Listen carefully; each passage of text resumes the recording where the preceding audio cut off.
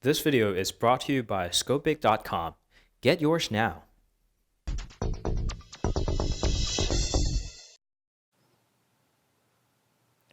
Hey guys, welcome back. This is Phil from Untitled.com, and this is the Vivo Xplay 6, rear of an iPhone and the front of the Galaxy, or the iPhone if you may find some of the parts. Well, it surely seems like a very odd mixture. Let's find out how it is in real life. There are overwhelming parts that looks too much like an iOS. I'm not even going to mention the launcher because I've seen a lot of the Chinese phones and I've seen these iOS like no app drawer kind of launchers. So let's go into settings, in which we're going to find a lot of icons and the color themes and options that resembles that of the iOS. Clock is another part where you're going to find a very iOS-like experience. Calendar, of course, you're going to find that same little circle around your current date. And when you go back to the month look, then you have this. It's not called a gallery, but rather albums, and they look identical to that of the iPhone. Calculator, of course. You have the same size, same colors, although the top line has a little bit of differences. If you're going to kindly dismiss that recorder, there is even an app called Tips, in which you're going to find the same exact 14 tips about your Vivo phone rather than your iPhone. So is this a good mixture of two, providing you with the best of the two worlds?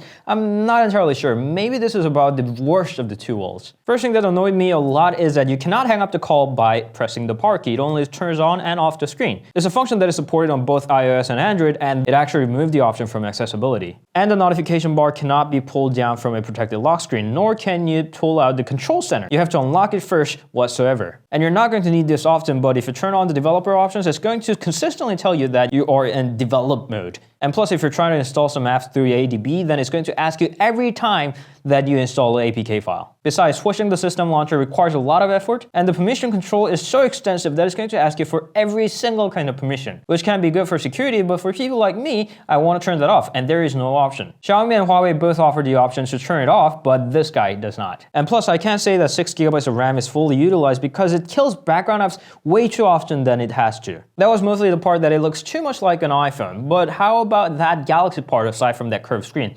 Well, that curved screen is the biggest part where it looks like a Galaxy. It's pretty obvious when the screen is turned on, but what about when the screen is turned off? It gets even more obvious. You see a little screen that shows you time and date, although not the notification like the latest Galaxy. So this is called the always-on clock. Note that it's not called the always-on display, but here, in always-on clock, you can change the clock type. And this looks annoyingly close to the one in the Galaxy. I know that they would have bought the panel itself from Samsung, so they should be fine with this, but these are the things that are enough to make me feel like this is a knockoff. And we're not done. There's something even better. How are you going to utilize that edge screen if not for the edge panel? Yes, it's got the edge panel, and it's called the curved edge screen. And you can add up the apps, your favorite apps there, add context, add shortcuts and apps, and you can tap on that back key when you cannot reach the back key on the bottom. And again, I'm pretty sure that Samsung's going to be fine with this, but still, they could have made it look a little different than this. And we haven't even reached the best part yet. You can double tap the home key to launch the camera that looks just like the iPhone. How great is that? Double click the home key like Galaxy and you have a camera of an iPhone. I was a bit harsh on it, but there are of course some good parts. First of all, there is a thing called the S capture. We're going to pull that out from the control center there.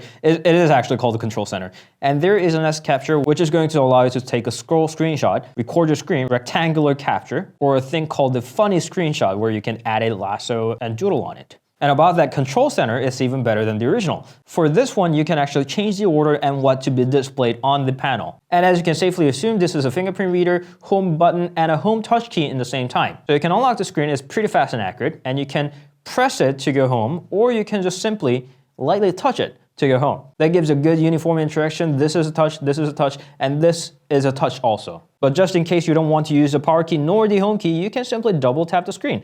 There are a lot of phones that support the double tap to wake, but this guy also supports double tap to sleep. This is all fun and all, but we haven't reached the important part, the camera where it's got the dual cameras. The 12 megapixel dual cameras are pretty good. They take good photos for the front and back. They got enough details, low lighting photos are pretty good, but there is a bokeh mode where you can take the bokeh photo by adjusting the aperture of the camera. Of course, it's not done by the hardware, it's the software morphing, and to be honest, it's not exactly that good. You can switch from f0.95 to f16, but the software for that is not as precise as the one for the iPhone or the Huawei. It's closer to the performance of a Xiaomi. Next up on the line is a speaker. That's the Vivo, by the way. Single speaker on the bottom, which is pretty good. I would have definitely appreciated the stereo speaker, but it still generates pretty nice sound. As the Vivo's model says, they're focused on camera and hi-fi. So there is an option called the hi-fi, And it does have the hi-fi chips that's built in. Although it doesn't work for all of the apps, it works for most of the major apps. And you're going to hear more clear and detailed sound, although it did sound a bit too complex for me sometimes. But I'm not an audiophile, so don't take my word seriously. There's a professional DSD mode if you want to play real high-quality sources, and you can set up the audio effect on the built-in music app. For all the things I explained to you, it's got a lot of features. It's got a Snapdragon 820 QHD panel, 6 gigs of RAM, and the dual camera is a package. It's a hardware package. And for things like these, the battery is usually the problem, but don't worry about the battery with this guy. It's got 4,000 mAh of battery, and it lasts and lasts. For full LTE network and web surfing, it succeeded to last about 6 hours to 6.5 hours. That's a really good score for these kind of specs. And it's also got a dual engine quick charge, which is compatible with this Qualcomm quick charge. And it's going to charge up to 40% for 40 minutes.